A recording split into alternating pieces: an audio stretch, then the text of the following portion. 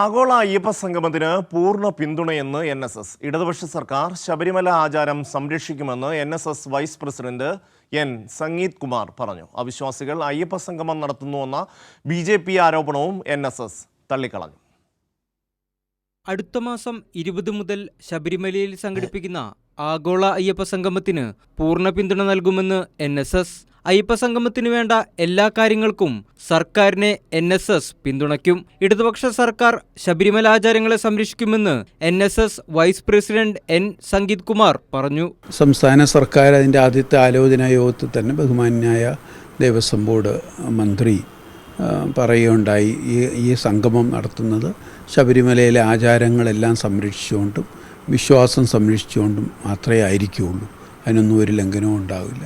Nair service സൊസൈറ്റിയുടെ ബഹുമാന്യായ general secretary ആയിട്ട് ദേവസ്വം ബോർഡും മന്ത്രിയും എല്ലാം സംസാരിക്കുകയും അതിൻ്റെ അടിസ്ഥാനത്തിൽ അതിൽ പങ്കെടുക്കുകയും എല്ലാം ചെയ്തു. സർക്കാർ ഉറപ്പ് നൽകിയിട്ടുണ്ട് ആചാര ലംഘനവും മറ്റു കാര്യങ്ങളൊന്നും ഉണ്ടാവില്ല എന്ന്. അയ്യപ്പ സംഗമം ശബരിമലയുടെ വികസനം ലക്ഷ്യമിട്ടുള്ളതാണ്.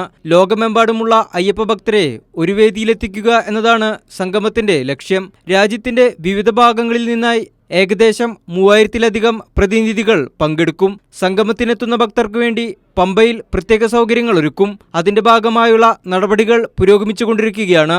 ആഗോള അയ്യപ്പ സംഗമം രാഷ്ട്രീയ പ്രചരണമാണെന്നും അവിശ്വാസികളാണ് അത് നടത്തുന്നത് എന്നുമുള്ള BJPയുടെ വാദത്തെ NSS തള്ളി. കൈരളി ന്യൂസ്, തിരുവനന്തപുരം.